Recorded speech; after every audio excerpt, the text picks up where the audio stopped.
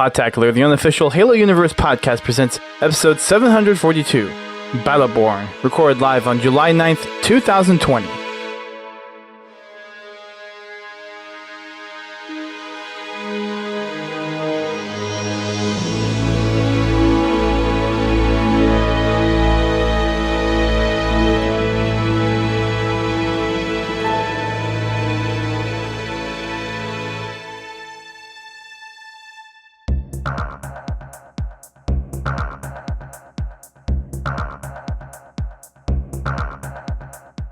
Hello everyone, welcome to Podtacular, the unofficial Halo Universe podcast. I am one of your co-hosts, Duststorm.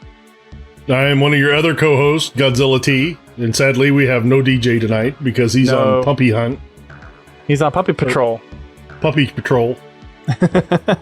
He is home. He actually just tweeted out a little while ago, actually probably within the last half hour or so, that he is home, the puppers are worn out, so I'm sure we'll be seeing plenty of that next week for those that are tuning into the live show. Yeah, he was tweetling all the way home. Well, halfway there and all the way home. Yeah, they're cute puppies. Yep, they are super cute. So I am looking forward to seeing them. They're cute until they get about 7 feet tall. Well, if they stand on their hind legs. Even still, being puppy people, that's not going to matter too much. They're going to be cute anyways. I just noticed that he'd sent me a message. Yeah, he sent me one too. On the Twitters. Oh yeah, it was actually... Oh, is it our group? I didn't even realize it was our group Twitter, but yeah. Yep. I didn't even realize we had a group Twitter, so... Yep, we have a little group chat going on. Tells you how right on top of that I am. It's all good. It's all good. So yeah, we'll be looking forward to all that coming next week. I don't know if DJ is listening to this, but welcome home. It's cool to see the puppers. We are looking forward to them next week. Glad you had a safe trip. We'll probably be hearing them a lot next week. Yeah. All right, let's go ahead and hop on into the news. Well, actually, no, that's not news. Our normal startup of things. With our Podtacular update. Ish? Yeah, ish. Yeah. Ish. Why don't we go ahead and hop on over to GT and our update from Fraggin' Friday last week. Oh, we had lots of fun last week. We played this. What did we play? We played Halo 5, didn't we? We did. And we played some Warzone. And we did things. We did work on our commendations. I can't even think what they're called. Commendations. Thank you. Fart brain. It's been a week. Sorry. Huh? Yeah. Oh, they drove me hard today. It was just nonstop all day long till about 4 o'clock. I started thinking about going to lunch. Oh, this is great. Work bought lunch today. Okay, that's always nice. Yeah. I didn't get any. What? It was all gone by the time I got to go to lunch. What? Because I was with customers. And no one thought to save you anything. Thankfully, one of my coworkers had saved me something. Aw, that's nice. Yes, it was. She was very thoughtful about that. Good job, coworker. Yes. So I had a Italian sub sandwich. Okay. It was a good sandwich. From a chain or a local place? What kind of a I honestly don't know because I'd never heard of this place before. It's I think they do catering only. I don't think they're open to the general public. It's like Grandma's Kitchen or something like that. I can't remember what the name of it is. But I think it's just like a small mom and pop catering business. That's cool. They could be nationwide, as far as I know. I don't know, but they did. Know where it's from. Good job. It was good food. Not bad for just cold sandwiches. Very nice. Anywho, back to the update. We did work on some of the commendations, and we wound up playing a few customs at the end of the night, just to round things out. Yeah, including Vehicle Fiesta, which I always get raked over the coals on every single time we play. I didn't get any Phaetons this time, Dust. That makes you feel any better. maybe a tad, but not much. I think I got a Hannibal tank at the very beginning, but then I got quickly taken out because of how many air vehicles. Is that like there are so many air vehicles that time for that game. It's just random spawns. I know, but I feel like that's the most air vehicles that I've seen when we've done. Well, there's in the spawn system there. Well, the deal is the smaller party is probably what did it. Yeah. Because there's an equal number of air vehicles versus ground vehicles that actually spawn. So we had a smaller group that last night, so that's probably why we were seeing a lot more air vehicles. Okay. The game type always seems to favor those spawns. I don't know why. When you get respawn into the room, you got 2 doors. Right. I never know which door to pick. I usually start. I'll run to the left for the 3 spawns, and then I'll run to the right for the next 3 spawns, or I'll alternate each one. Because I'm assuming those teleporters are probably set. They're not random necessarily. Your spawn's random, but teleporters themselves are not. I'm guessing. Actually, I think it's. I don't know. I've never gone into it and looked. Of course, there's no way to tell the difference because you have identical rooms. You could be, honestly, it could be just 2 rooms with 4 teleporters that are just randomly send you somewhere. I wouldn't think so because you have to have everybody spawning in a separate room at the beginning. True. There's probably enough rooms for 16 different spawns. Probably. I would garner a guess. But I think there's... I'll have to actually look. I thought there was more than 16 vehicles. There might be more than 16 rooms. And... Oh. I never looked. I honestly have never looked. So. Yeah. All right. Cool.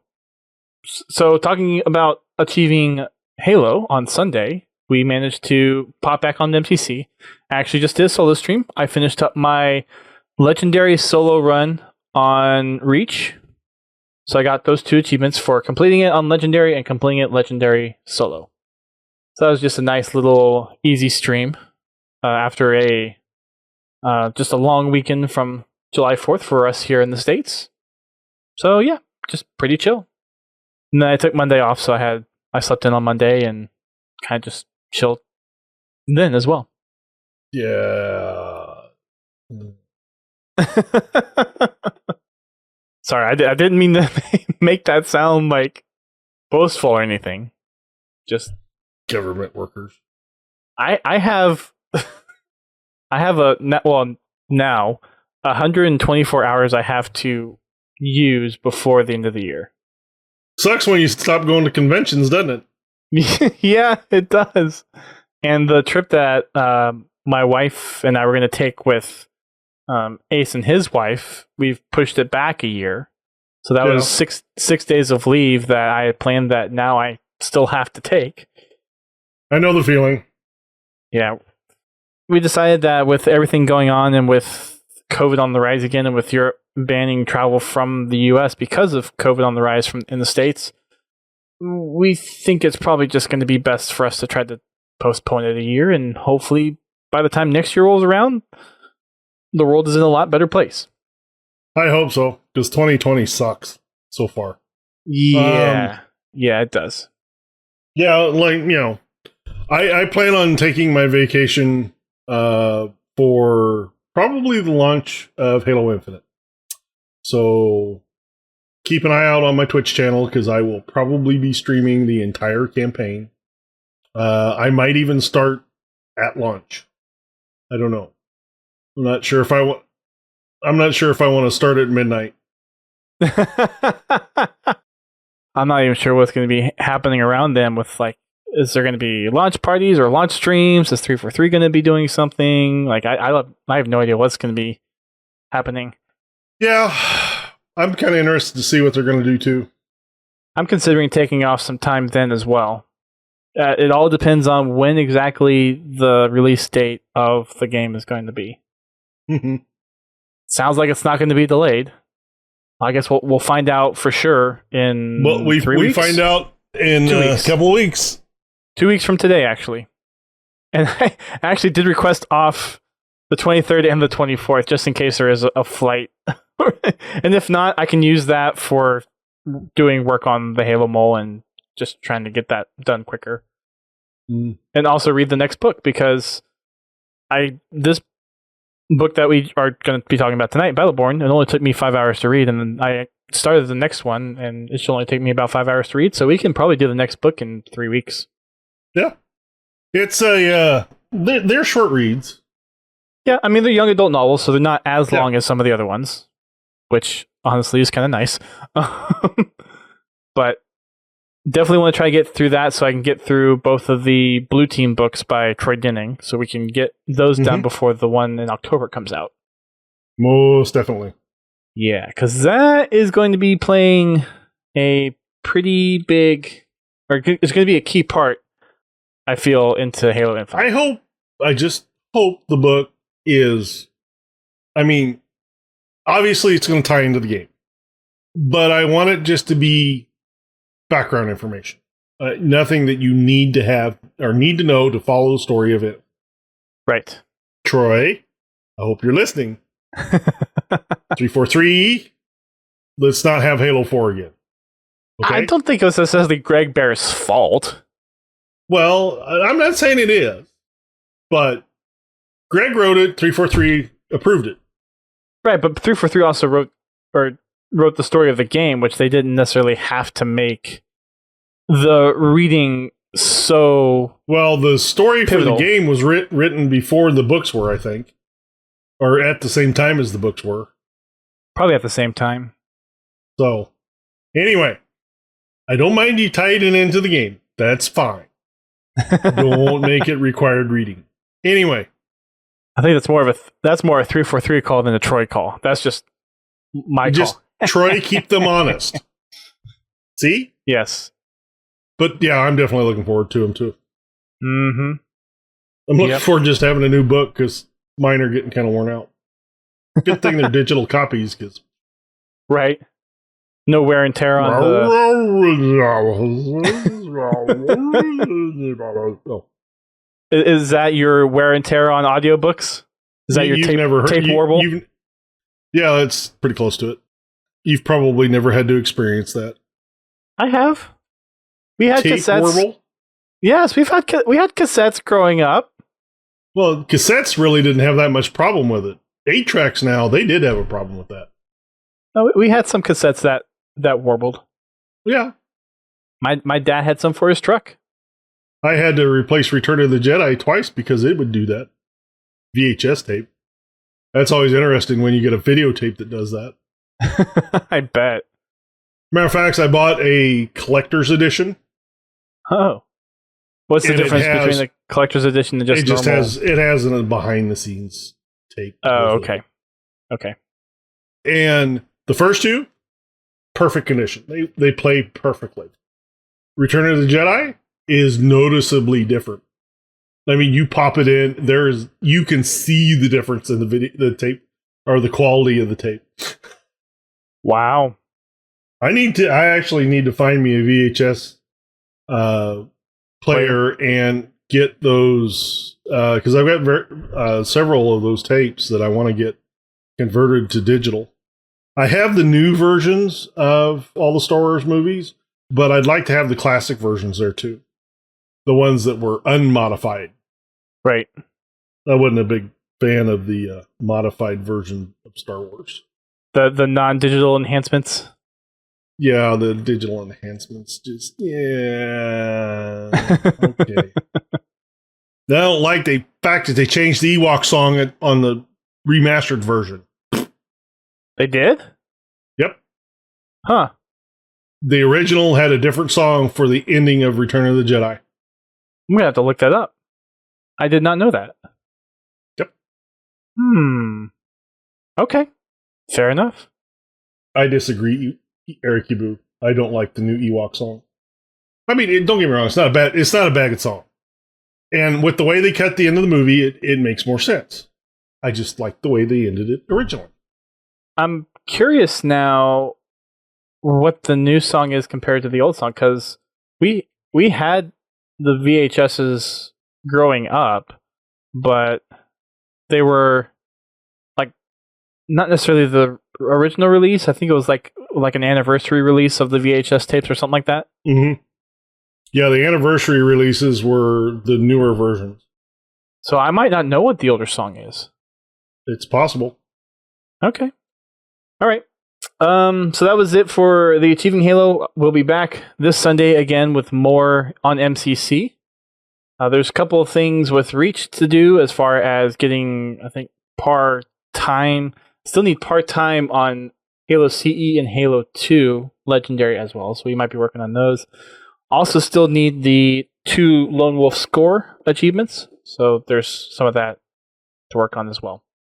Over on the company commendations, we have a couple of close ones still. We have assassinating enemy Spartans. We have 112 of those remaining. Not a lot. That one could be done. I'm going to be safe and say by the end of the month. Probably see that one done by the end of the month. And then Lawnmower, which is killing an opponent with, or hitting them with the vehicles, so splatters. We have just under 300 on that one to go. Lawnmower Man.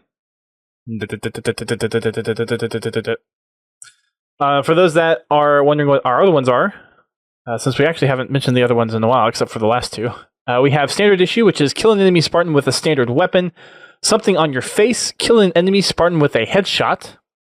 Lucky, earn the Cluster Luck, Last Shot, Sayonara, or Fastball medal. Forgot to pay the toll. Kill the driver of a moving enemy vehicle using a sniper rifle. There's actually not a lot in that one. It's just hard to get, but it's 298 of those.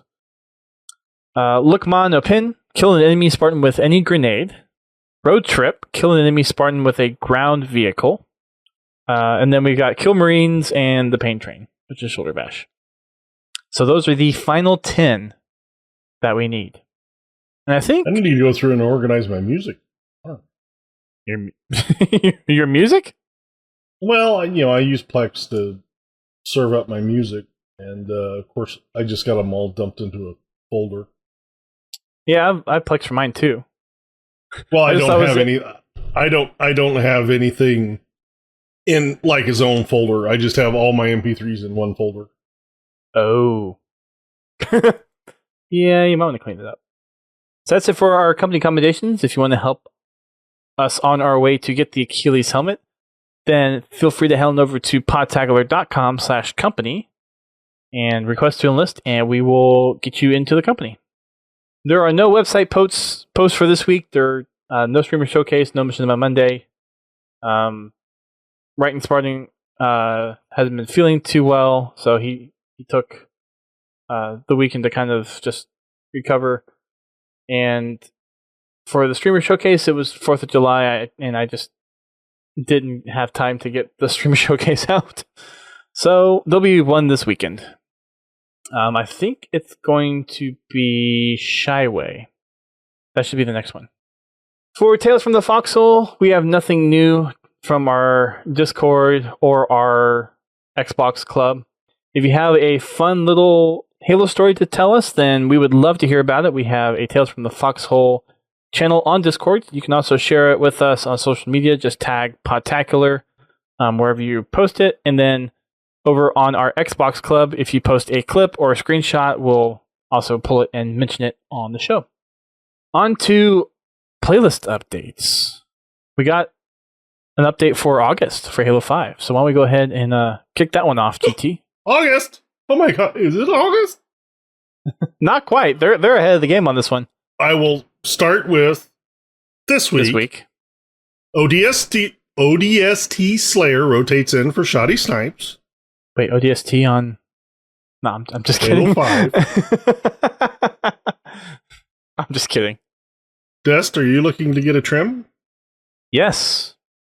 In a couple of within a couple of weeks. Darn. Why? Ah, darn it. Where'd it go? Oh, well, never mind. Did you have some animated clippers to go on your screen or something? I thought about it.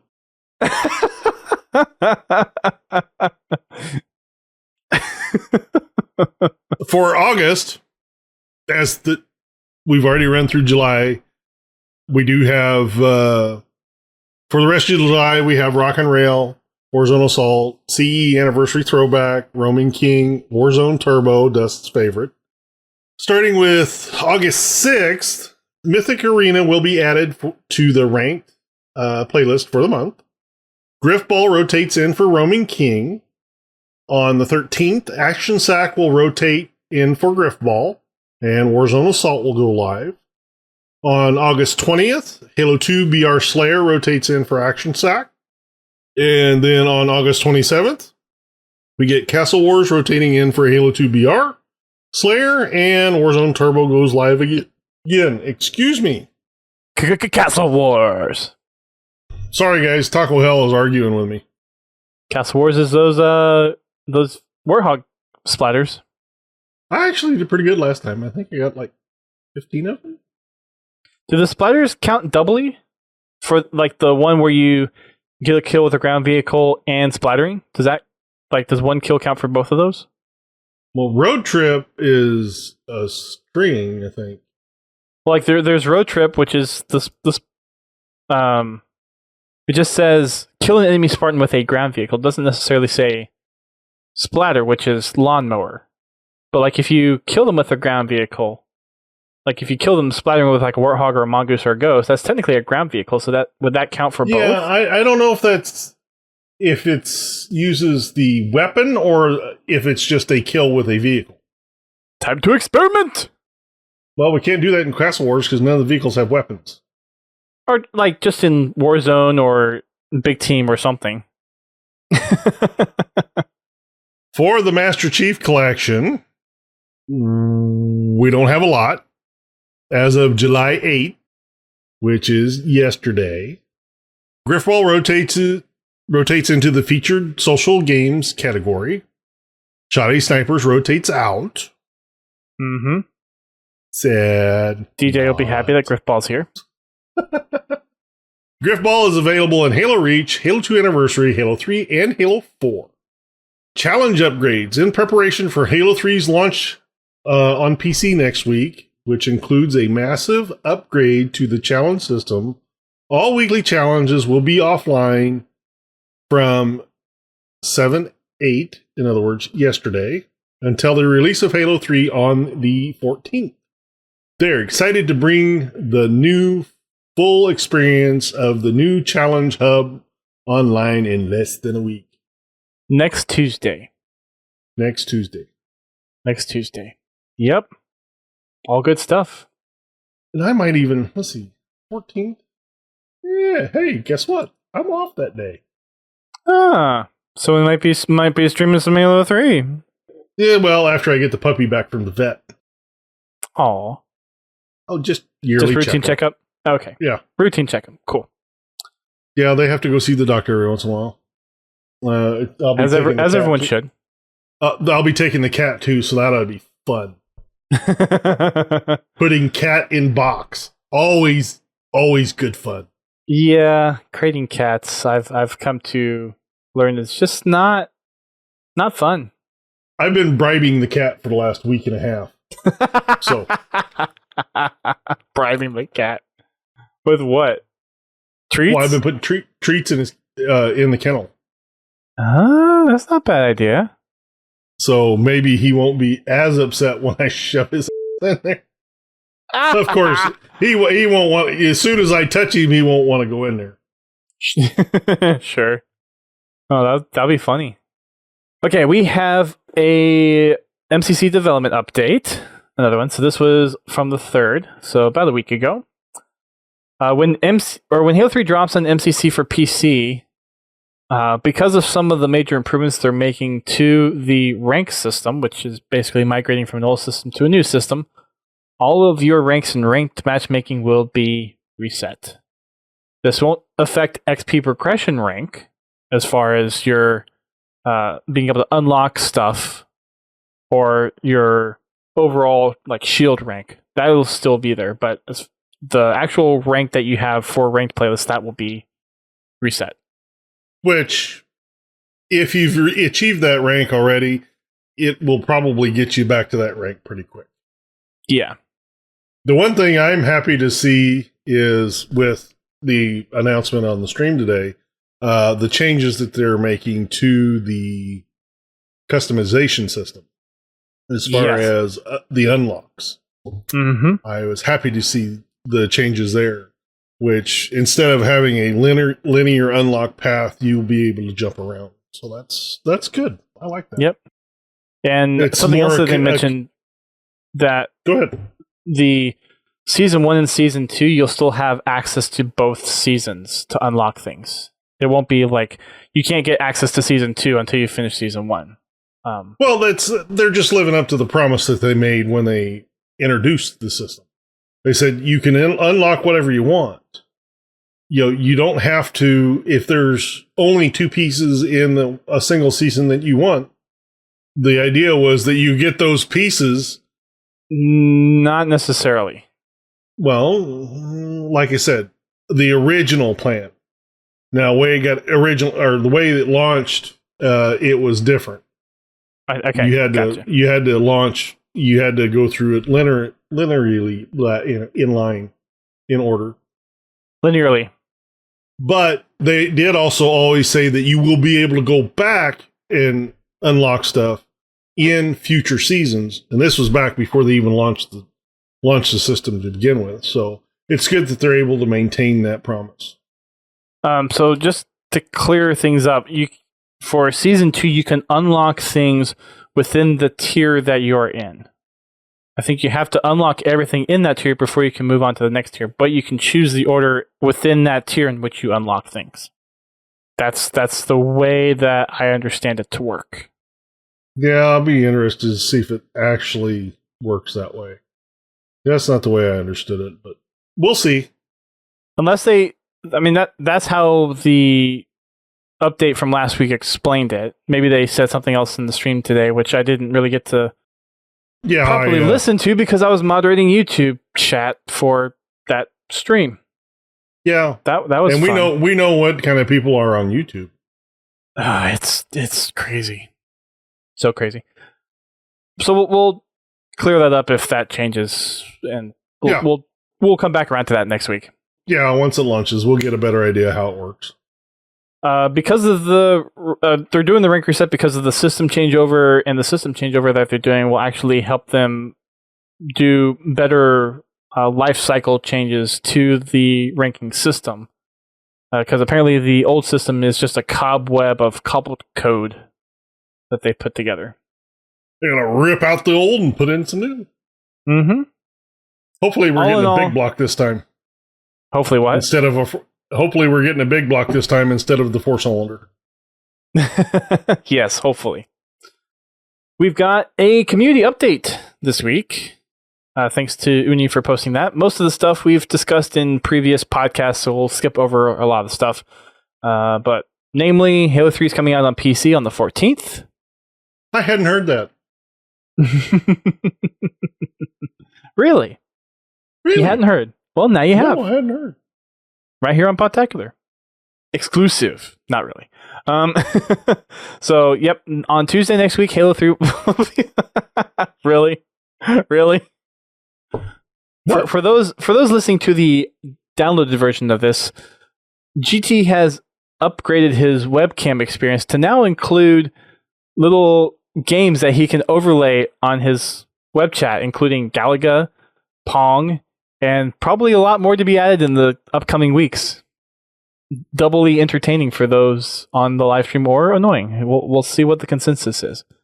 I would be curious to see what DJ says next week when he sees that on your webcam. Let's see. We've got all the mentions of the fixes that are coming to MCC from the latest MCC development update, customization, Forge, the new challenge hub, and all of that fun stuff. A lot of the stuff that we talked about last week. For Halo 3 ODST Firefight, they did clear up that if you already own ODST on MCC for Xbox, then you will get it on PC free of charge.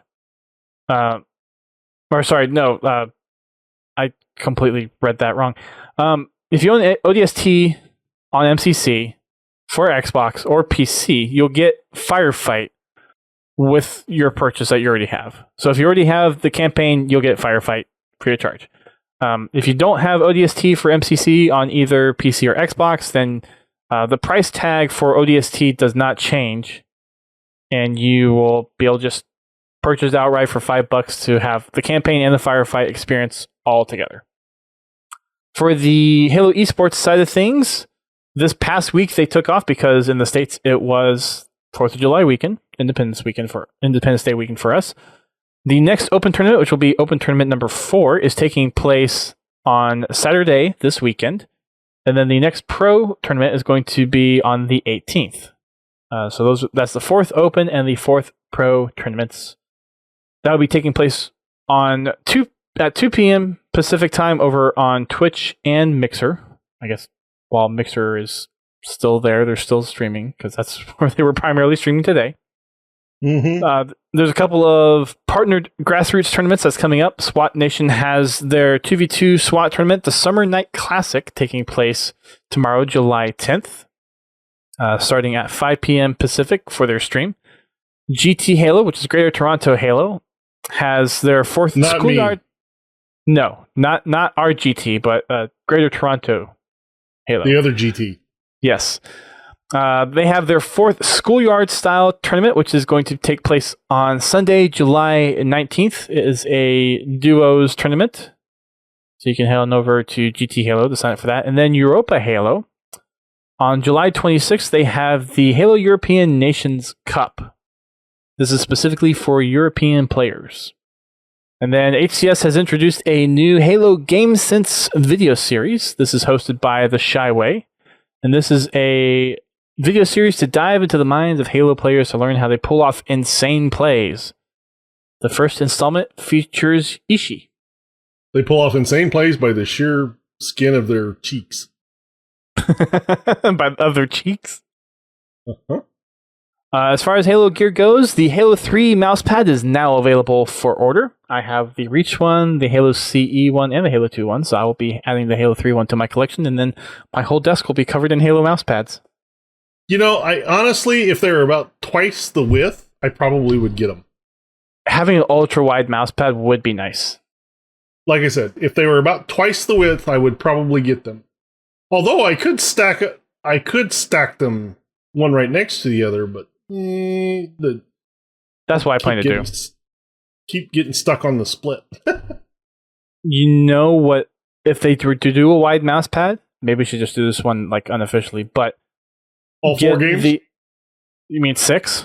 Or 6 games? Well, yeah, it's 6. Well, CE 2, 3, ODST, Reach, and 4. Well, I was thinking, the classic Halo games on one, and then the newer Halo games on another. The Bungie era on one, and the 343 era on the next one. Well, the only 343 one that's not an MCC is 4. I didn't say just MCC. They don't even have a Halo 5 mousepad. No, not yet. Or Halo 4 mousepad. But I'm just thinking... Or an ODST mousepad. No.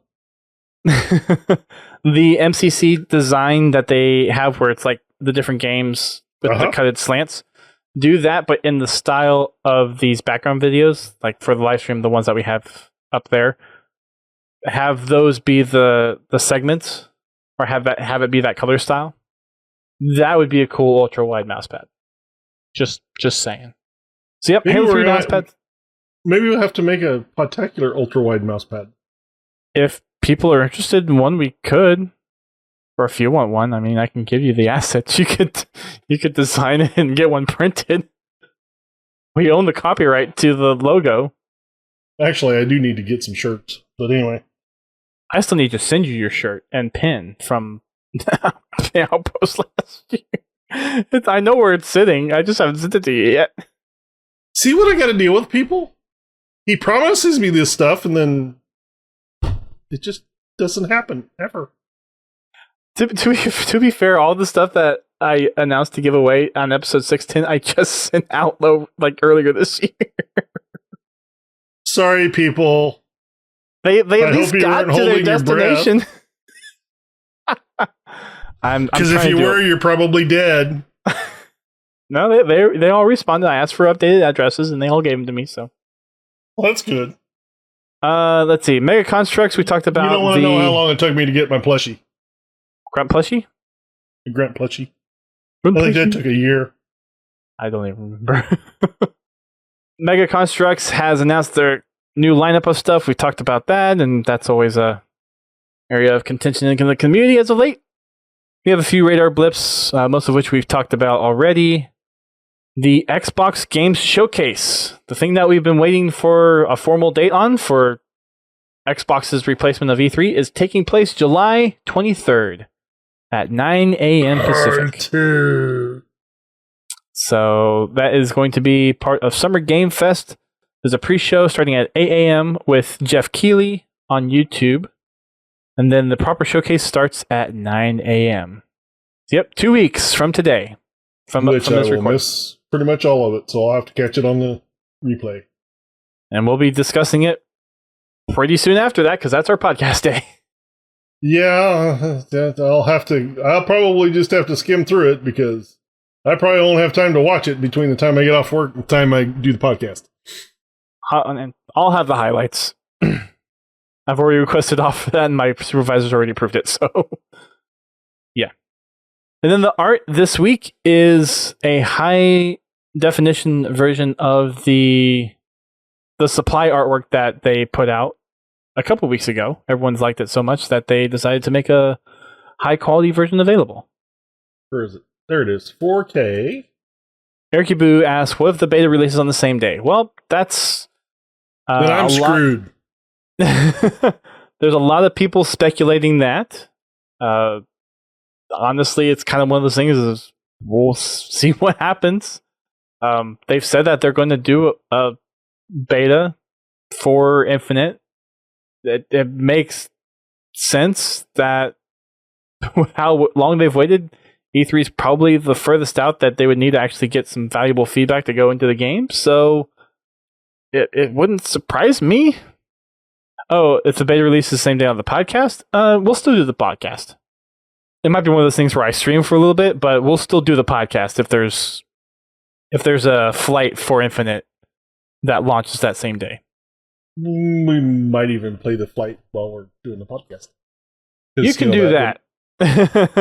That wouldn't be hard to concentrate on or anything. You can try that.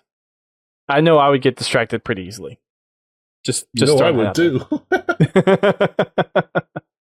So that's it for the official Halo Waypoint update. Again, a lot of stuff we've already covered. They usually do a full recap of stuff. So nothing much new in the update for this week. Over on social media, they have a Today in Halo from last week. The 3rd of July, 2486. You want to take that one, GT? Oh. I actually haven't had one of these in a little while, so it's kind of interesting that they've decided to do one. And they've kind of mixed their Today in Halo with Fiction Fridays, so it's still kind of just Fiction Friday, but it's a Today in Halo. I know that was word vomit. Anyways, go ahead, GT. Yes, you vomited all over what I was looking for.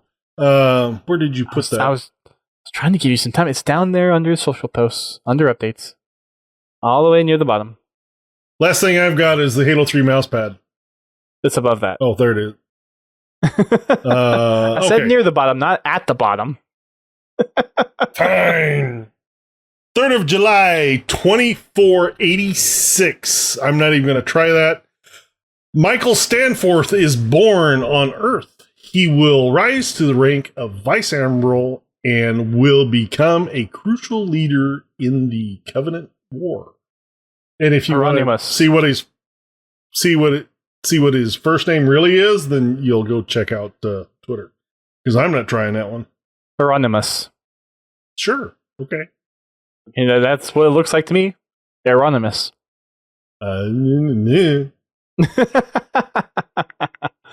Too many syllables for me. All right.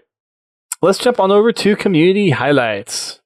Only thing that we have for this week is the community favorites from Forge Hub for the month of June. So this is where the community votes on their favorite maps that have been featured or highlighted within the Forge Hub community. We've got some honorable mentions to start with. Balloonless Blimp by the Aclopolipsy. Oh my gosh. That's a gamer tag. Now you know why I don't try it. Anyway. Right. We've got Symmetry by Big Bear 33 Slides. We have Necropolis by Scared Potter and a White Guy 6771. Supply Chain by the Aclopolipsy. Again. Ames Room by Lee Georgeton. Mainframe by My2 at Low 8. And Operation Stormbreak by Ishtu Sukuli. Butchering that one. And then in third place is Nui Kleos by Tech. Lots of circles in this one. Uses a lot of the Sanghelios architecture from Halo 5's Forge palette. Yeah. It's best designed as a 2v2v2 multi-team map. Interesting. Second place is Bonsai by Buddy Jumps. Bonsai! This is a 2v2 design map and has a lot of that kind of oriental feel to it. And then first place is Verdant by Arpod. What the heck, Arpod? Rigged. It's rigged. Rigged. So yeah, you can check that out over on forgehub.com, and they also have a YouTube video highlighting the community favorites as well. On to the community content, we have a few podcast updates. First one is from HCS Pro Talk. They have episode 134, Infinite Hype Intensifies. Podcast Evolved has 3 new installments. First, their mission debrief, episode 105, Halo Wars 2 Ascension. Then they have Build with Blocks, how to customize figures with G Customs creations. And episode 215 of their mainline podcast titled Infinite Engineers. Over on Finish the Fight podcast, we have episode number 35, Spartan Ops. That'll be an interesting one to listen to. I'm going to go back and play Spartan Ops at some point. Because, granted, aside from the overabundant use of eggheads in the first half of the season, it's actually a really cool story. They definitely did a lot better in the second half of the season. But, the overall, I really enjoyed it. The whole... Me too. Overall, I really enjoyed the additional story. Yeah. I thought they were great. It was a great addition to the Halo 4 story. I really thought it was. Well, it helped flesh out the Halo 4 story, too. Yeah, it did.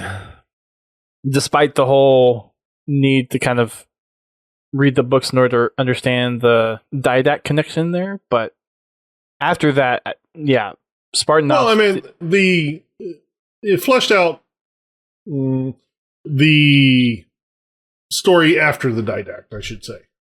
Yeah, it kind of fit the Halo 4 story into the rest of the Halo universe a little bit more cleanly than the campaign by itself did.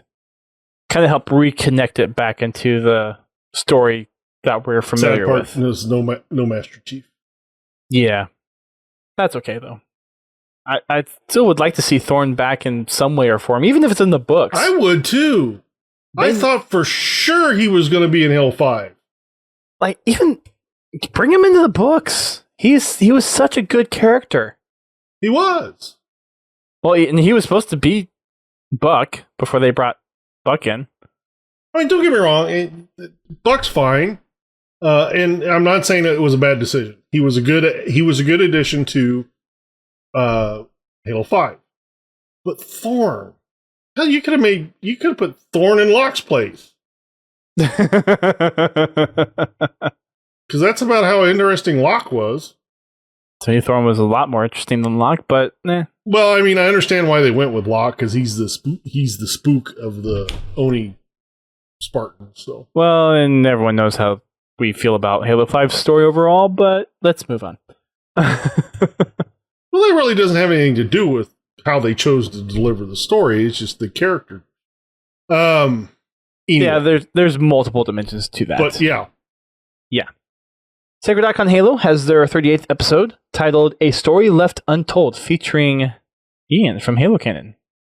So he made an appearance over on the podcast. Cool. And then we've got Halo Outreach Podcast, episode number 43, Halo Infinite Reveal and Halo 3 PC release date. 1 year anniversary for the podcast as well. Very nice. Over on the YouTube side, Hidden Xperia has released his almost 2-hour long interview with Marty O'Donnell. I still need to watch that. I haven't watched it yet, but I just haven't had time. It made mainline news on all the gaming websites. Yeah. Got a lot of exposure. Yeah, that'll help him out a bunch. I'm sure it did. So, Marty, if you've got an extra couple hours laying around, I have his email. I should reach out again. So I'll try to reach out to him again. You got some time to kill? He does now. I'll reach out to him. I'll see if he's interested. Next thing that we have is Halo Canon did his monthly recap for the month of June. Titled Halo Infinite Teaser, Mega Constructs, New MCC Content, and more. Installation 00 continues his most detailed breakdown with the Brute Power Armor. And he showed off his battle damage Spartan Armor plate. This is part of... if you guys have followed any of his content, he's kind of an engineer of sorts. And he's kind of doing some work to try to make some real-life analogs of Halo Universe stuff. And if you listen to our interview with him, you'll hear that he wants to make... kind of recreate the armor that you see... So all the Mjolnir armor stuff, create that battle plate. He was working on pneumatic legs that enables people to run faster, jump higher, that kind of stuff. So he's very into that kind of engineering stuff. We've got from Ascend Hyperion, The Dance, Halo's True Design Logic. This is his take on kind of what makes Halo tick as far as the fighting engagement and style that Halo's combat employs throughout all of its games. It's an interesting watch. Garnered some criticism on social media, so take a watch, see what you think. And General Kidd is back at things again, as he always is, General Heed. He has a couple of things with Halo 3 ODST, how to get into some of the dark zones on Mombasa streets, and what's actually in those dark zones. So if you pull up the mini-map and see that there's zones that are blacked out, some of those you can actually get into. Some of them you can't. But he kind of goes over what are in those areas. So basically take a fly cam, pop it out, and take a look. Termitius Tricosity has another video completing Halo 3 ODST without getting any kills, which sounds impressive in and of itself. No kidding. I'm not sure how you do that on the final mission when you basically have to clear things out, but I haven't watched it yet, so I don't know. I should go over and do that at some point. Yeah, it's kind of interesting. And then Mr. Monopoly. Co-op? I think it's co-op, but I'm not entirely sure. And then Mr. Monopoly has a couple of new glitches that he's found. There's a headlong flitting glitch and then an instant transmission thing. Basically, headlong flitting glitch, he's able to float in midair somehow. And then instant transmission is another glitch where he has a friend that's kind of shooting him at a corner and lockout, and he's on the sniper bridge. He's crouching up and down. And he somehow goes from that sniper bridge up there instantly in front of the person that he's playing with and kills him somehow. And the person he's playing against he's in top middle, isn't he? Yeah, he's in top middle. Big lift? No, he's top middle, kind of on the opposite corner of where Monopoly is. Okay, yeah. And this is in, I think, Classic. Halo 2. So not like Halo 2 on FCC, but Halo 2 on Xbox. Well, it might be. Most of the stuff he's been doing lately has been in the MCC, though. Most of it has, but this one is low quality. Like, the recording's good, but like all of the graphics element on screen looks like it's from the Xbox. Yeah, it 3 could be. or the Xbox version, original Xbox version. So he's working his magic again, that like he always does. And then we've got some community artwork. First one we have is an artwork from Archangel, and this is based off of his first experience in VR chat.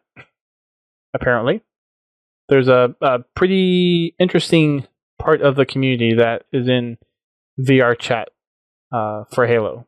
So I don't know what this is particularly inspired by, but probably some adventure that he went on or some conversation that he had in VR chat. So yeah. Tom Jurassic has one out. Captioned, he ripped the head off a Spartan? That's Master Chief.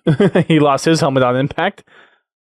But this is the caption with this is basically Cortana from the beginning of Halo 3, and it's meant to be Chief in the crater at the beginning of Halo 3, but his helmet's actually off.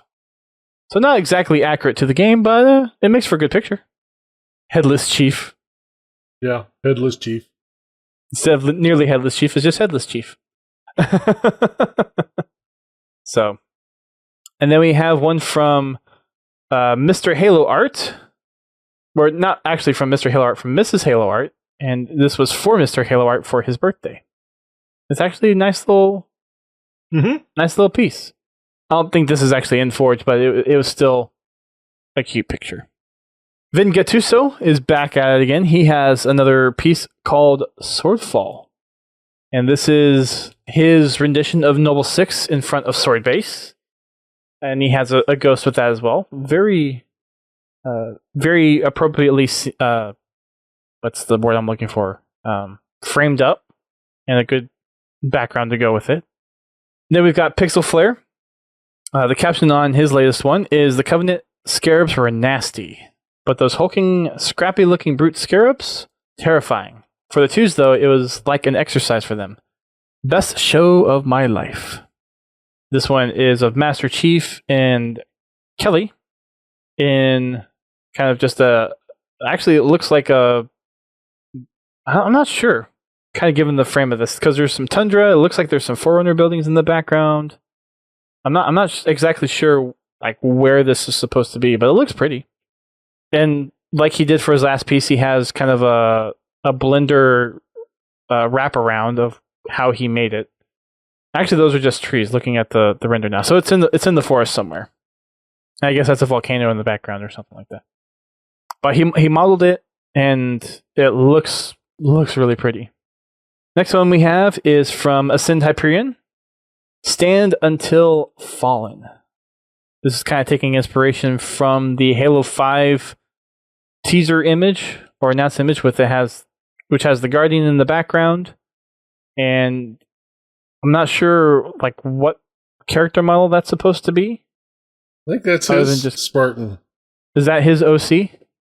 I think. Anyways, so yep. Instead of having Chief and Locke on the sides, it's just a Spartan looking directly at a Guardian. And then the last one from the community content side of things, this is from Rookie425. Titled, "I'm going to go work out. Wash your hands, carry a knife." This is a render of some ODSTs, and they are sneaking up on an Elite and 2 Grunts. Looks like it's kind of in a Covenant ship of some kind. Kind of has some Pixel Flare vibes to it, or at least some of Pixel Flare's earlier work. So nicely done. On the community musing sides, we actually do not have a Trivia Tuesday or Lore Thursday from Halopedia. And we don't have a Know Your Halo from Podcast Evolved. Yeah. Go figure. On to the book discussion now. I just finished Battleborn. Finished it today, actually. I actually read it all this week. Started on Monday. And pretty short read. Finished it like 5 times. Yeah. Show off. So yeah, there was It's a shorter one because it's a young adult novel, so it's not as long as some of the other ones, which was nice. That probably means within the next month we'll do the next one because I've actually already started reading Meridian Divide, and it won't take me that long to finish. So we might do that one here pretty soon. It's a good short story. Yeah. For those of you that'll get the reference, it reminds me a lot of the Hardy Boys. Now I see what you mean by earlier. Yep, that's going right over my head. I told him before this started I'd get him. Anyway. Yes. For those of you that know the Hardy Boys. I'm sure he would be right on board with what you're talking about. I'm sure of it. It reminded me a lot of that. A lot of the kind of adventurous type things that they go on. I've heard of them. I just haven't read any. Yeah. Well, I think I've only read maybe one or two stories. I never really got into the Hardy Boys that much. We have 5 main characters. We have Saskia, Dorian, Evie, and Victor. And they're all late teens, 17, 18 years old. And then we have Owen, he's the Spartan 3. Fun fact, same Spartan that was at Outpost. Mm-hmm. Same armor. Well, not same armor, but same style armor. He got repaired. Yes. A couple of times, actually. Anyway. Yeah. This, it really does this book puts a really good view on what happens to the civilians in a war. Something like this. The whole story revolves around these 4 teens. And for the first part of the book, it kind of rotates through all 4 of them, their different points of view. Yep, doing kind of a character introduction, background of each one, kind of how their family life is, what their kind of normal teen activities are, all that kind of stuff. Yeah. Just to kind of give you a high-level overview, Evie and Victor, at the beginning of the book, are already friends. Besties. Basically. Dorian is the rocker, headbanger, whatever you can call him. He's the high school musical superstar type. You ever gonna cut that hair? Yeah, pretty much, yeah. And Saskia is the rich girl. Her parents do weapons development for UNSC and some other. Well, I was going to say the name enterprises, of the company, but I can't remember the name of the company. Anyway, for one of the big weapons manufacturers, Chalibis Defense Solutions. Okay, I think that's how you say it. Some of their business dealings are legitimate. Some not questionable. We'll put it that way. There's a little fur around some of those business dealings. Yes. And just to preface this, we're not doing a full review like you would hear over on Podcast Evolved. If you want a full discussion of every detail, head on over there. We're just kind of talking about kind of general pieces as we kind of go through the narrative and then pick stuff out that we find interesting or influential in the greater Halo universe. So if you want the more detailed, head on over to Podcast Evolved, head on over to the Halo Conversationalist. They do a really good breakdown. We're just here to kind of talk about what we liked about the book and or even better, read the book. That too. Hi, Crush. I can highly recommend the Audible audiobooks. They're really well read. I found that it gives kind of another dimension to the story. Even when I read, I'll create characters in my mind, but the audiobooks for me, I really like them. Most of the narrators that they have, I've really enjoyed. Some of them more than others. They do a good job of identifying the characters, or identifying with the characters, or making it where I can identify with the characters. Anyway, back to the book.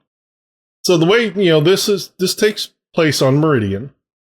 These are the war has been going on for a long time because the school, they actually learn about the Covenant in school, the different races and classes. So, they know about grunts, they know about jackals, they know about elites, they know about Legolo, or hunters. But, of course, in school, they're called by their proper names, not their slang. And, this all starts off with, just day-to-day life for all of them. You get kind of a point of view from all four of them. And then we get into the night of this day that we're watching. Which one? The first one or the second one? I guess we'll start with the first night. Okay. Yeah. The first night, which everything's pretty much going along as planned, except for we have Dorian. His band is doing a concert, or is part of a group of bands doing a concert, and they're in their fallout shelter. Basically, is where they're holding this concert. And just as they begin their set, all the power goes out. Every bit of it. Down to where the emergency lights come on. And then, of course, their city's AI comes over the PA system for all the little comm units. I tell you what, you have to read it to really understand it. And the person that actually reads the book does a pretty good job of getting this across. Oh, now you have me curious. Oh, shoot. What's her name again? Damn it. Anyway, her AI, this AI has been... It's Salome. Salome is the AI's name. Okay. Not Sloan, Salome. Yeah. Actually, I don't think that's how they pronounce it in the book, but we'll go with that because I don't remember right at the moment. Salome? Salami? She is... Yeah, salami. Yeah, there you go. I like a salami on rye.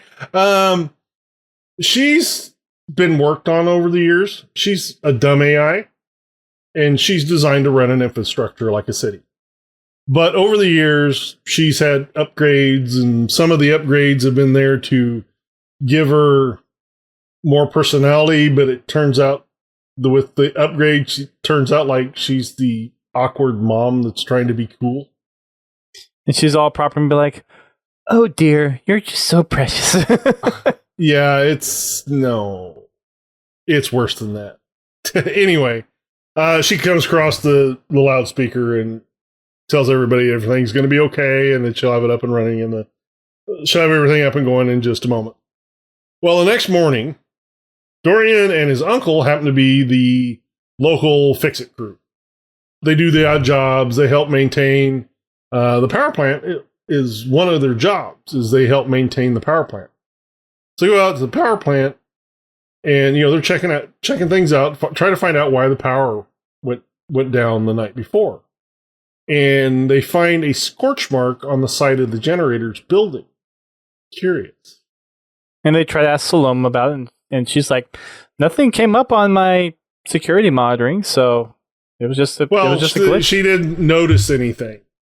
Right. But she makes the point that, she doesn't have access to the generator itself. Right, but she can see around the generator because she has cameras. She has cameras around the generator, but she doesn't have access to the generator itself. So they ask her to pull up the security footage around the time that the power went out, and they notice a bright flash. They don't know what it was, but they noticed a bright flash right at the time that the generators go down. Mm-hmm. And they looked at the generators, and the generators themselves were fine. Yeah. Like opening the hatch and everything inside. Everything looks good. So they wrap up there, they check everything else, and they go on to their next job, which is one of the local residents needed some work done on the roof, and he's also in charge of, this gentleman's also in charge of maintaining navigational beacons for ocean-going vessels. Sorry, not vehicles, vessels.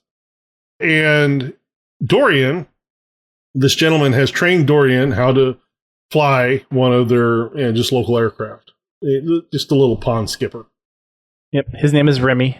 Or no, it's not Remy. It's Remy is his nephew, Dorian's nephew. Right. Anyway, Dorian flies out to check on these beacons, and he gets to the first one, which he starts from the furthest one away, So he has the maximum amount of fly time before he has to start hopping. He has a little fun before he has to start working. Yeah, just a little bit. He gets out there and he notices that all the circuits in the navigational beacons are fried. And he goes to each one of them and finds the same thing in all of them.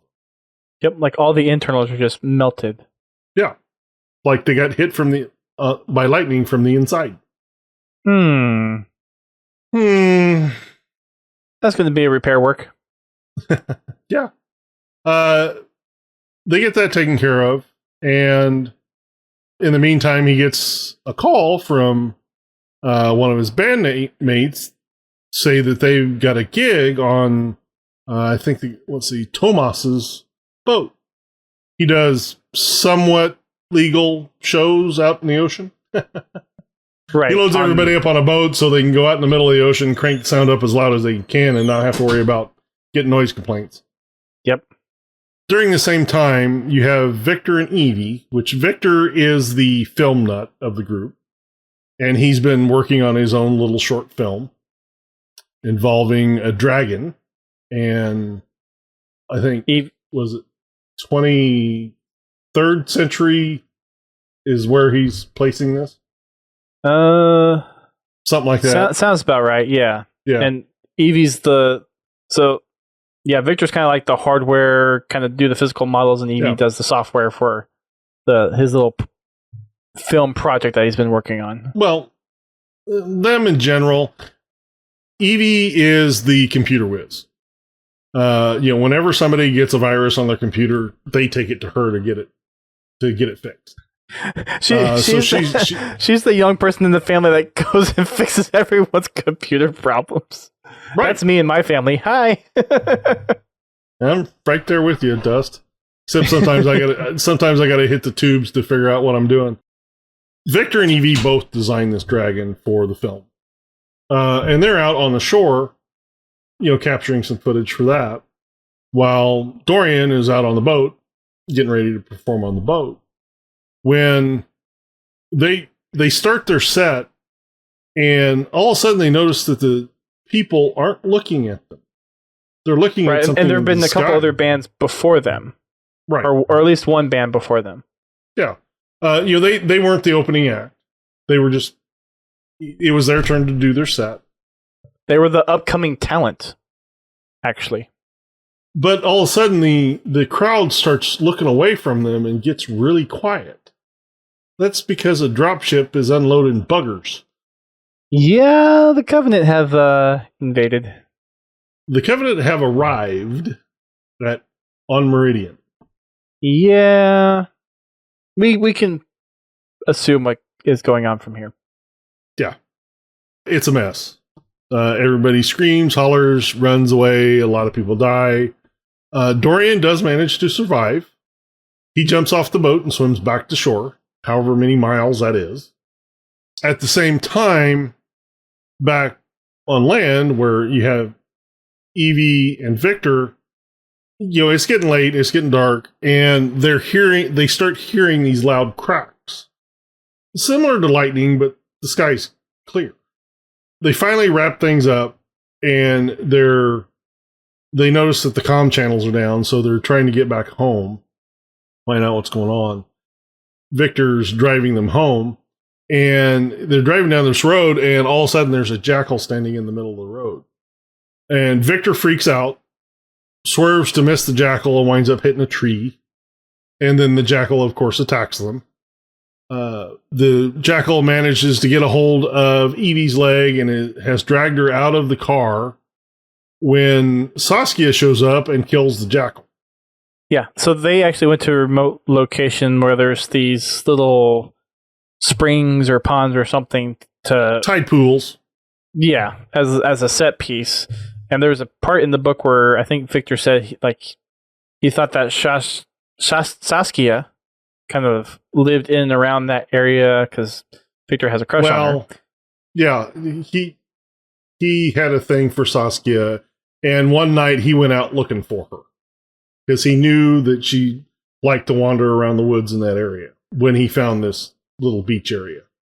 Which happens to be nearby. that plays into the story a little later. But anyway, that's why I brought it up. Yeah.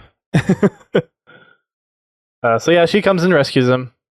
Manages to shoot the jackal, and then takes them to her house, which is all fortified with military grade anti-theft protections, and there's a giant wall with nice concealed doors and keypads. Yeah, a nice, fortress wall just sprung up out of the ground. Yeah, with it's gun turrets on top of it. Her parents were paranoid. Well, especially dealing with arms, it kind of makes sense. Yeah, it's just like they were honest. By the way, Saskia's parents had left town about a week before all this had happened. So Saskia has been home alone. And it's not the first time. They do this quite frequently. They go off-world for different reasons. They're a lot more interested in their work than raising her. Though, yeah, that's the way it appears. Yeah. So they all gather around at Saskia's house. They treat Evie's wounds. Saskia shows them her safe room. They basically spend the night there. I think they try to get in contact with Salome at one point to try to figure out what the heck is going on. Yes, they do try to get a hold of someone, and they were unable to. But didn't they? Was it then where they found a signal where it's like everyone shelter? Like they found like an emergency broadcast? They found an emergency broadcast, but that's all they found. Yeah. They couldn't. There was no one else to talk to. Yeah, they could receive this transmission, but they couldn't broadcast any place or they couldn't broadcast in any intensity to where people could hear them, because the Covenant were jamming the communication channels. Right, as we learned later. Well, the next morning, I believe it is, Dorian has swam back to shore. Somehow. And he stumbled down the beach and found Saskia's house.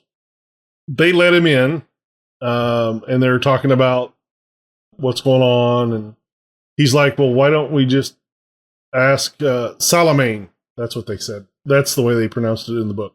Salamine? Salamane, like lion mane. So M-E is Maine? Yeah, I guess. Wow. Okay. I know. That's the way they say it. Salamane. Anyway, I said, well, we can just go to one of the city computers to catch. Crush said, must have one killer backstroke. Yeah, I don't know. He made it to shore somehow. Yeah. I think he found something to float. That's what I'm thinking. I don't think they specifically... No, he tried taking a guitar with him to see if that would help him float, and it didn't, so he dropped it, and he just started swimming. And he actually told all of his bandmates to go hide behind stage, but as we find out later, they didn't make it. Yeah, unfortunately. So he suggests they go to one of the city computers to contact the AI. And everybody's like, that's where the Covenant is. He proceeds to tell them that there's computers out on the fringes of the city that they could access. So he takes them to one that's out in the middle of no frickin' where. It has been so long since it's been used, it's covered up with vines. Yeah. But they found it. He knew where it was. Yeah, he knew where it was. They contact Salamane. She informs them of what's going on in town. Somehow they get the bright idea that two of them need to go to town. So was it Victor and Saskia go to town I think they went to check on the shelter, I think it was, or check on the people in the shelter. Yeah, I think so.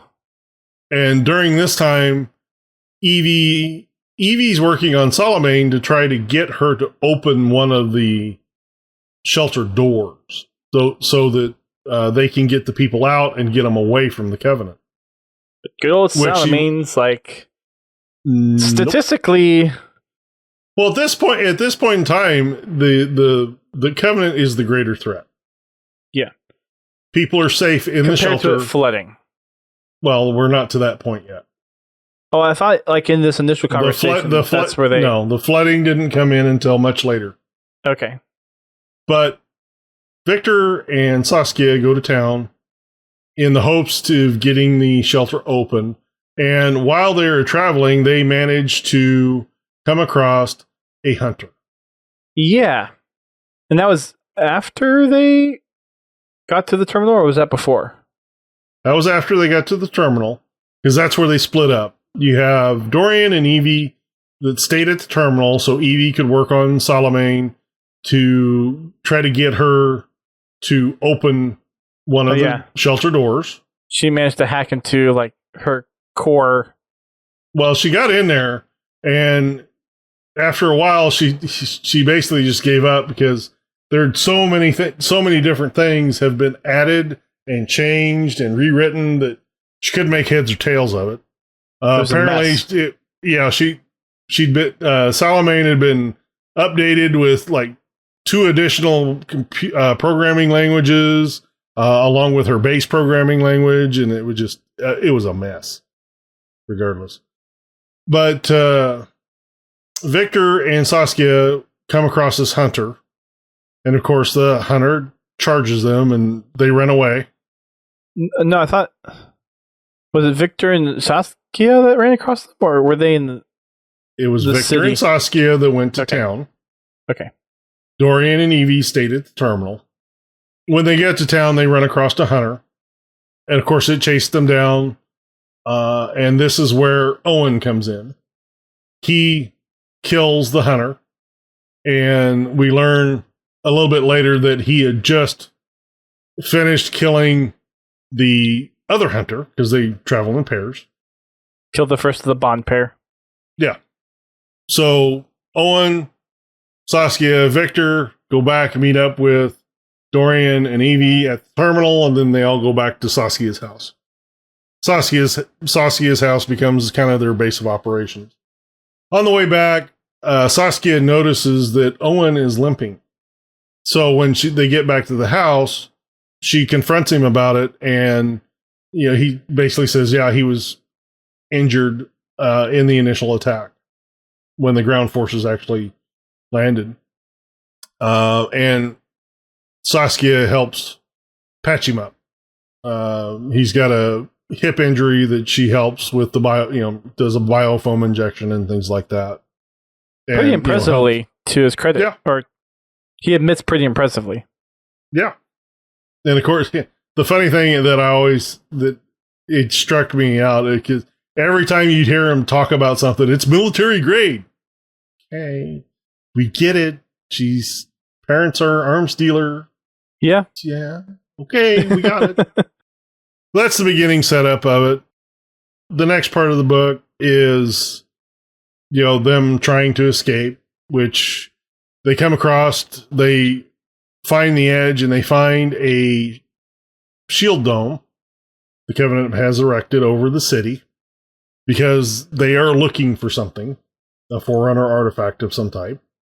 So with Owen's help, they formulate a plan to get the shield down.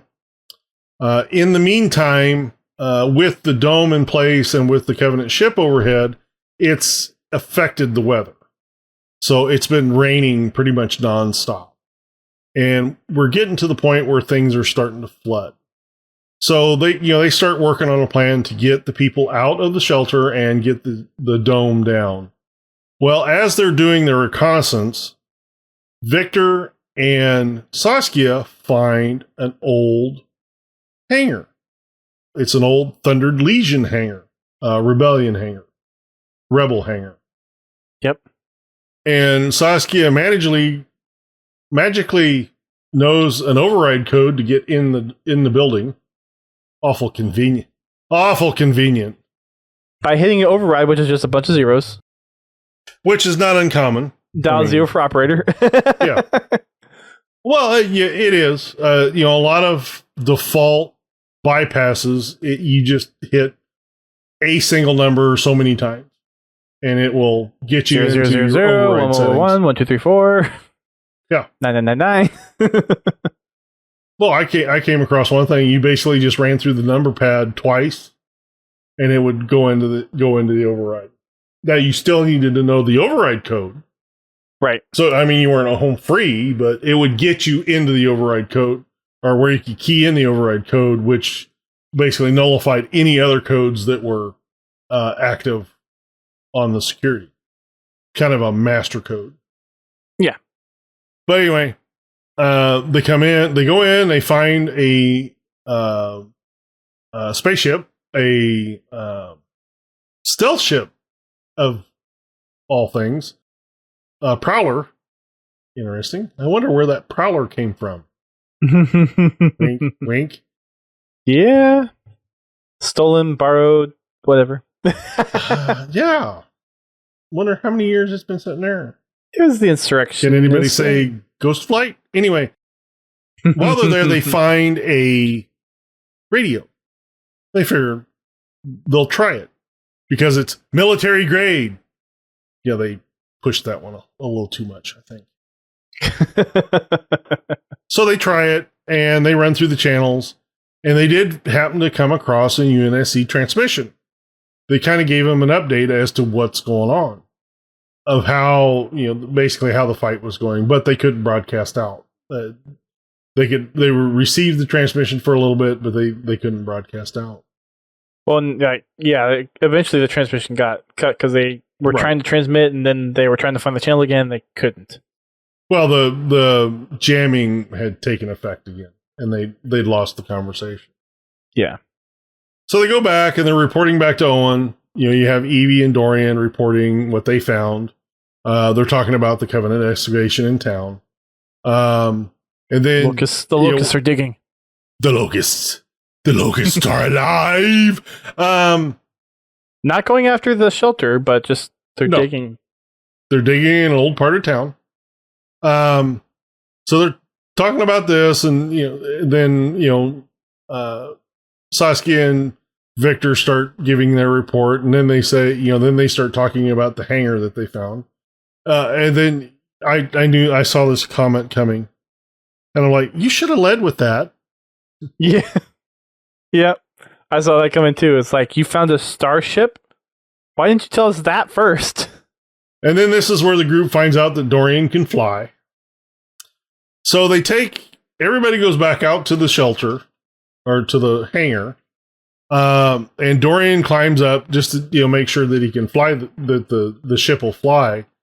And he crawls up, and he touches the control pad, and a keyboard lights up. Little hollow pad. And a hollow pad. And he looks over at Saskia like, any idea? And she's like, no clue. So he just presses a button. I think he pressed the 7 key. Yeah. And all of a sudden the computer says, authorized. Welcome. Quentin Butane. Yeah, Quentin Butane. And everybody's looking at him like, who the hell is that? So they start running through the controls and everything seems to be flight worthy. Before Owen gave him a scare and nearly tripped the self-destruct. Then Owen decides to crawl into the cockpit, and the ship detects him and sets the self-destruct. Yeah.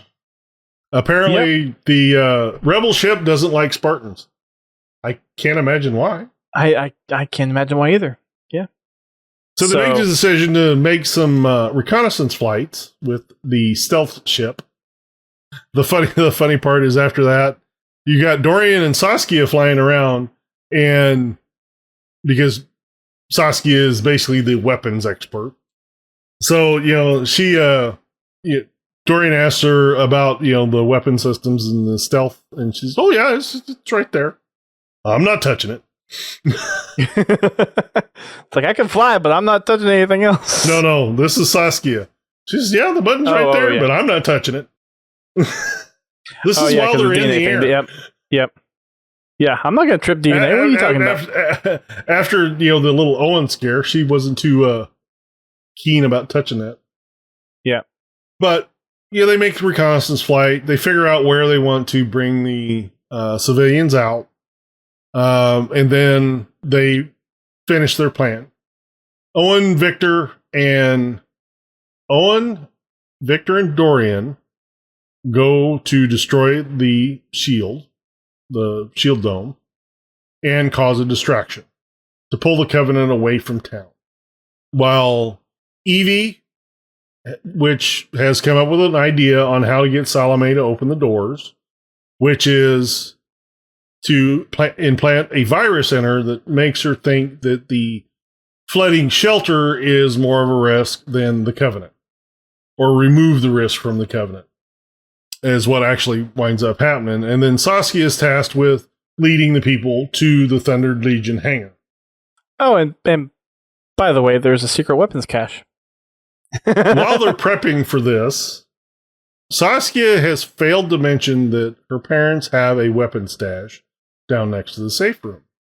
And just before they get ready to do this, trying to figure out how they're going to come up with weapons, she's downstairs staring at the door where the weapons are, and Owen sneaks up behind her for like the 5th time, scares the bejeebus out of her, and she tells him what's going on, what's behind the door.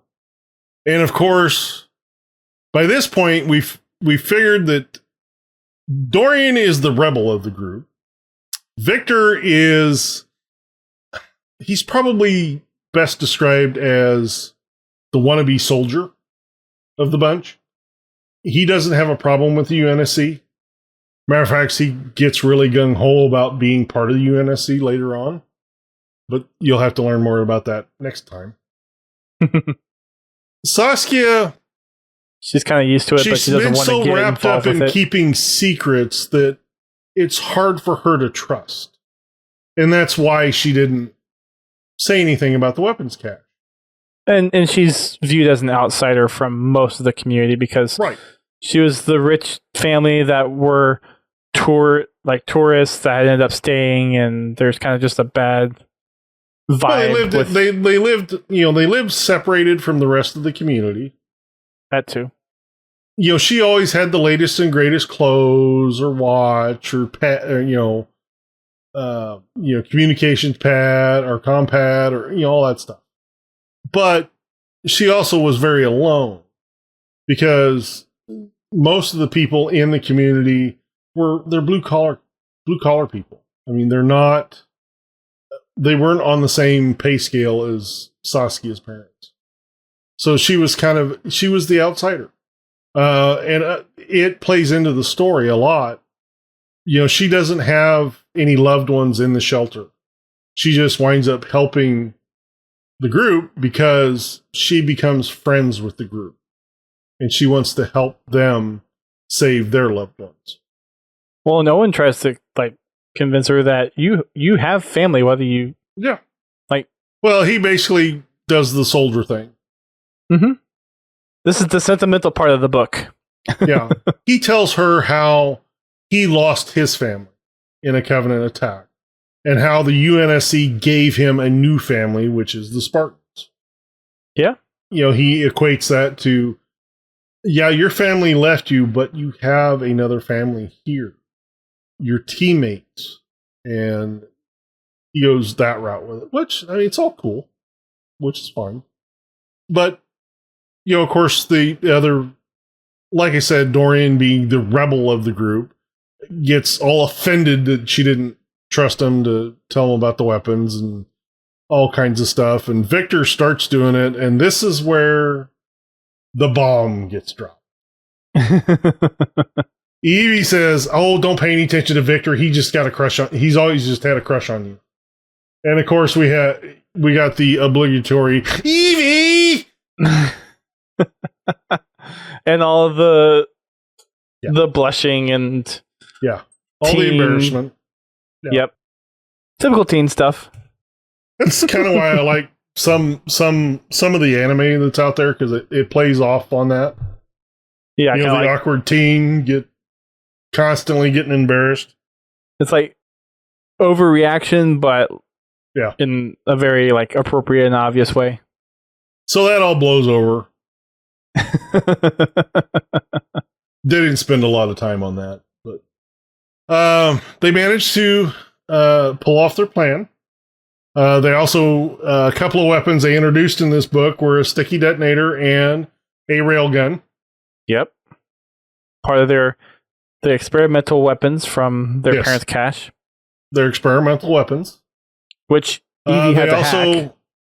Well, she didn't really hack it. She just figured that the lock was a bio lock, and she just slowly expanded the parameters until Saskia's DNA was close enough. Which actually, where did we hear that? Where did we just hear that a second ago? I don't know. I mean, it's a young adult novel, so probably making that deduction is probably. Well, that's where she got the idea, according to the book, is the lock on the prowler. Mm-hmm. It's, as an adult reading it, I look at it in a different way than probably a teen would, especially a teen these days. I tried to, when I was listening to the book, I tried to put myself in that same age group. Tried to think like I did back when I was 17. And overall, I think it's a good book. I enjoyed the book. Even at almost 50, I enjoyed the book. I did too, yeah. They did a good what job. does that mean? I really enjoyed the book. It doesn't mean anything, Eric, but it's just it's like trying to put ourselves in the mindset of what the book is geared towards is not quite as. I mean, it's like if I was, reading a toddler story, I try to put myself in a toddler's shoes to see, so I could get kind of the same type of enjoyment out of it. What would a toddler think is funny about a toddler book? Right. Things like that. So they pull off their escape plan. Of course, during their escape plan, the Covenant find out, and they start to attack the evacuation. Saskia actually manages to kill or severely injure, I believe it was a zealot elite, from what they described. It was definitely a higher class elite. Yeah. Because if I remember right, I believe they said he had white armor. If I remember correctly. Okay. I forgot the armor color, so you could be right. But anyway, it was a higher ranking elite. She basically drew this elite away from the evacuation crowd into the woods, climbed up a tree, and shot him in the hand until he fell out of the tree, which I found hilarious. I mean, it was an interesting strategy. Mm-hmm. They managed to get everybody to the hangar. After Evie was done with Salamane and getting the door open, her job was to help Saskia get people on the move to the hangar, and then her job was to go pick up Victor's car and then go to the beach, pick up Owen, Victor, and Dorian. To get them all back to the hangar. Should we talk about the side effect of the virus at all? Oh, a few side effects. There were a few one major side effect. Apparently, Salamane couldn't stop stating that the risk was acceptable. Yeah, the risk is acceptable. Please evacuate. The risk is acceptable. Please evacuate. Which caused a lot of confusion. Right, and then eventually, Saskia had to tell Salamane, "Let me talk to the people." And after a few seconds, like, okay. And she cleared things up and got them to actually leave. And to get their attention, once she'd explained what's going on and told them to start evacuating, because, crowds and evacuations go so well, she shot the ceiling to get their attention. Yep. After that, they started paying attention to her. It's funny how it's like, oh, live fire. Oh, gosh. Okay, sure. The way they depicted the evacuation sounded pretty reasonable. Yeah. And of course, the Covenant ended up showing up during part of it, but... Well, through most of it, actually. Because the Covenant made it all the way to the hangar. But in the process of Owen, Victor, and Dorian creating the distraction on the beach, Owen manages to get stuck by a plasminade. There you go, there, bud. Yeah. To keep in mind that they already fought off a couple of waves of Covenant, including Banshees. This is true. Yeah. A couple of Banshees. One of the other weapons that they talked about, but they didn't give a lot of detail about it, but it sounded like the DMR with the Forerunner modification.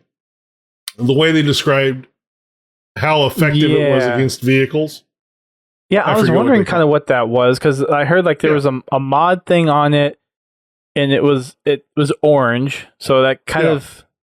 But I didn't know if at this point, because the book doesn't really give us a time frame of when it happens, right? No, it doesn't. So it's hard to know if this is like post Forerunner discovery. Well, like I said, this is before the events of Halo 5, significantly before the events of Halo 5, because this is before Meridian was glassed. Right. I was going to save this question for the end, but I might as well bring it up now. I'm wondering if the artifact that the Covenant was looking for was the Guardian. Or is that a Meridian divide? That you'll have to wait and see. That answers my question. Well, you can say it however you want. I didn't say if you were right or you were wrong. But anyway, they don't manage to recover the artifact in this book. So come back in a month. Come back in a month. Maybe we still got a little more of the book to talk about. Owen gets injured, and Dorian's like, we're not going to leave anybody behind. So they managed to get... And this is after they blow up the shield. I don't think we mentioned that yet, but they did blow up the shield. Well, they blew up the shield. That was part of the distraction. That's why they were fighting waves of Covenant, because they just blew up the shield. And the Covenant were upset. I don't know why. So it's firefight on the beach. Firefight? Endure? I expect that achievement to be coming back, but we'll see. If it does, I'm not bothering. No. I'm doing it. I did it once. That's enough. I'm doing it. You go right ahead. I'll even watch 30, 40 minutes of the stream. We might do video highlights of that afterwards. We'll see. Sorry. Although I would like to get with Haas and Beowulf and do the last mission in Halo 3. Because that was so much fun last time. Well, with it coming to PC, we'll have to hit them up and see if they want to do it. That was funny. I still have that one clip in my mind where Bobby got splattered by the little trolley in Crow's Nest. It was good. Good times. So yeah, where are we at this point? Evie's driving up in Victor's truck, right? Evie's driving up in Victor's car. She's shooting from the driver's seat through the passenger window the sticky detonator, and of course it blows up and takes out half of the Covenant soldiers that are charging at them. They manage to get Owen into the car, and they get away from this group of Covenant. They drive as far as they can and get as close to the hangar as possible. They're basically just a little, just a crossing of some, a tree barrier. Evie doesn't quite get stopped before the road ends and tries to launch Owen through the roof of the car. A little bitty bounce, just a small one. Owen was really happy about that. They managed to get Owen there through the trees, and Owen basically tells Dorian to get on his other side because they're actually going through crossfire because the Covenant are attacking the hangar. They do have some of the survivors from the shelter, and Saskia, Victor, and Evie all trading fire with the Covenant, holding them back until everybody could get loaded onto the ship. I think some of the other people that they rescued from the shelter were fighting along with them too, right? Like some of them. Yeah, that's what I said. Okay, all right. Some of them brought weapons with them, hunting rifles and things like that. So they're trading fire with them, trying to keep them at bay while everybody gets on the ship. They managed to get Owen back there, except this time they put him to the back of the cockpit, just in case. We don't want to self-destruct the ship. Personally, Dorian did manage to disable the self-destruct, so that was That was nice. Yeah, He is the able to last figure time. that out. So they get they get everybody out. I like the way they exited. Dorian basically fired off a couple of missiles at the Covenant on the ground. Good way to leave. And I think they took out a Banshee as well, right? No. The Banshees were already gone by then. I think, if I remember right, Owen, Victor, and Dorian took those out on the beach. I thought there was another one that came into play. I don't remember. while they were trying to take off, like before they got shot by the Corvette. Well, once they get in the ship, the only time they got shot at was by the Corvette that I remember. So they make orbit, right, which is Dorian's first time in orbit, well, flying in orbit. Mm-hmm. And of course, they decide to take on a Corvette because the Corvette's shooting at them. Nothing like telegraphing where you are by shooting missiles at someone. Yeah, especially when you have stealth mode engaged. But anyway, they were picked up by a UNSC ship. The Swallow? Or what was it called? Swallow's details. It's just a detail. Fair enough. They get unloaded on the ship. Sparrow. Evie finds... is the UNSC Sparrow. Sparrow, okay. Evie finds her father, which he's a teacher at university. Victor finds his parents. Dorian finds his uncle and his nephew. And of course, Saskia, her parents weren't on the planet, so she had no one to look for. She gets swept up by Evie and her dad, and she kind of gets adopted by them. They get dispersed into, refugee quarters. They've got, a cargo bay, a couple of cargo bays that they've converted to living quarters for them. For the trip home. Yep. A few days later, as they're traveling home, Owen comes and collects Saskia, and they find Victor and Dorian and Evie all in this briefing room. Wouldn't be a Halo book if there wasn't any Oni intervention. Oh, yeah. Then, shortly thereafter, an Oni officer walks in. Another misclassified. And yep. She basically tells how she reviewed footage from Owen's helmet cam and how the four of them were able to work together, and offers them a job to go back to Meridian to recover the object. Yeah, the artifact. Dorian being Dorian, he's all rebelly, and he's voicing his opinion about how, they're happy to send kids into battle, and the Oni officer says, "You're not kids. You're adults." Which technically they are. I mean, they're 17. They were all of graduation age. They were all close enough that by the time they completed training, they would be legally able to be in the military. Yeah. And, she was just treating them like adults. Saskia was the first one to say, "I'm doing it." Yep. Then Victor and Evie joined in. This is where you start seeing Victor. He's kind of getting pumped about being part of the military. Dorian, being the rebel of the bunch, he said, "Okay, I'll go." Reluctantly. They did also... Miss Oni also did say that they would all be awarded the Medal of Honor, or Medal of Honor? Yeah. Which is the UNSC's highest civilian medal. So it's pretty good. And that's pretty much where the book ends. They kind of leave it open for the next book. The next book doesn't take place too far off, but there's enough of a gap where it's a clean cut. Yeah, well, if I remember right, it's like 3 or 6 months, something like that. Yeah, I started reading the next book because I was finishing up the book today when I was on the bike working out, and I finished it early, and I had some time left on the bike, so I just started reading the next book. Yeah, I will tell you that in the next book, we really get to see Dorian's rebel side. Ooh, okay. All right. That's I won't go any further than that, because I don't want us to miss all the fun. So, what was kind of, for this book, the biggest takeaway for you? Personally, I kind of liked it. I kind of liked the interactions that the kids had with Owen.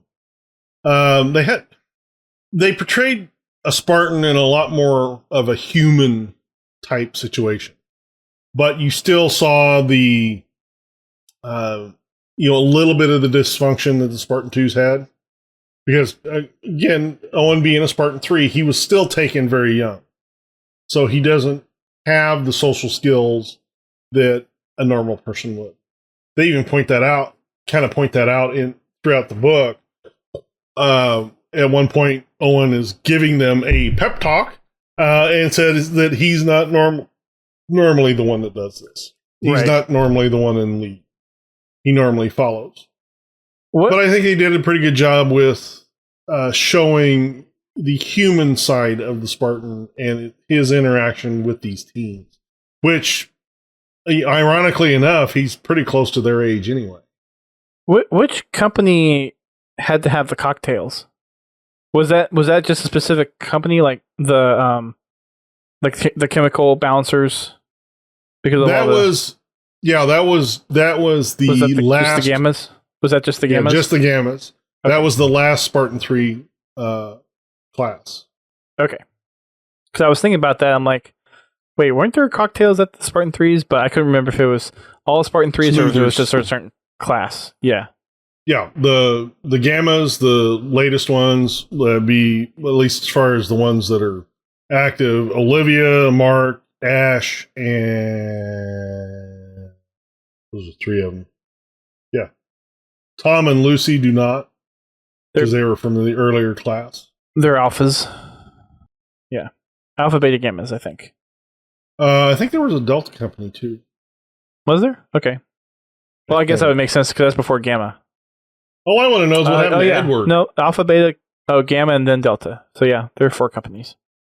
Okay. How does G come before D? I mean, really? I don't know. Whose alphabet are they using? Maybe it's just not properly listed in I thought there was another group that was released just before the gammas. But it could have been the gammas they were talking about. It's I think Outlaw was a good read. What did you think of it? Yeah, I thought it was a very good read. Even being a young adult novel, I still got a good read out of it. I mean, it kind of, from the way that the story progressed and how it was told, it kind of reminded me a little bit of Legacy of Onyx, because it's kind of the kid perspective of things. Granted, it was a little bit different, but it didn't really feel out of sorts for a Halo book. It seemed very universe appropriate. It didn't feel overly dumbed down or anything. Yeah. Obviously, some of the concepts weren't quite as deep. So, like, reusing the whole thing from, Evie got the idea to widen the DNA parameters from Dorian's experience on the Prowler. It's like, okay, there's obviously not as deep of connections there, so it's not as complicated. But overall, I thought it was a good read. Like I said, the whole military grade thing, there was stuff in there like that it, to me, felt a little overstated. But that's fine. The buzzwords. I mean, it didn't really detract from the enjoyment of the book. Sure. Yeah, overall, I thought it was a really good read. Not a lot of complex story. The timeline was very concise. It wasn't jumping around everywhere. Like, even though, like, the book headers jumped from point of view to point of view from the different teens, it still all followed very well. Like, the point of views almost didn't matter. Yeah. And, that was more to kind of give you the personalities of the different characters. Mm-hmm. Yeah. So, yeah, it was a good book. I got nothing else to add, really, to it. I really enjoyed it. I do suggest anybody that's at all interested to pick it up. Mm-hmm. It is a good read. It's a good way to, if you do audiobook, I think it's a 6-hour book. 6 or 7 hour book. Took me 5 hours to read it, just about. Yeah. If you want to support Podtacular to buy the book, you can go to podtacular.com/battleborn. It is available paperback $5.60. It's actually cheaper than digital right now in paperback. $5.60 paperback, $5.99 Kindle version or digital. For the audiobook, it is $19.59. So the audiobook is a bit pricey. But or you can also if you sign up for, if you haven't signed up, you can sign up for a trial membership of Audible, and they'll give you your first book free, usually. Yep. Terms and conditions may apply, so be sure to check. And don't forget to cancel that subscription before they bill you. Right. Yep. So that's going to be it for this book. Thanks for those that are in the live chat, and thanks for downloading the show. Hopefully you enjoyed it. We will be covering Meridian Divide on the next one, which is also another short book. So probably within a month's time, we'll be doing the next one to talk about that. And then we'll be moving on over to Silent Storm, I believe, is the first one, right? I don't know. I don't think we've decided the next one yet. Well, it's either Silent Storm or Oblivion. And I saw that. So what? I know what you're talking about. You know what I'm talking about. I didn't see a thing. I think you're full of stuff. Sure. Okay, yeah. Fine. Yeah. Good try. Where did the book list go? It should still be. Where did it go? Oh. General tab. And then there's a book club page. The first one in the blue team is not a saga, as Troy Dunning clarified. It's just they all happen to be blue team. Is Silent Storm.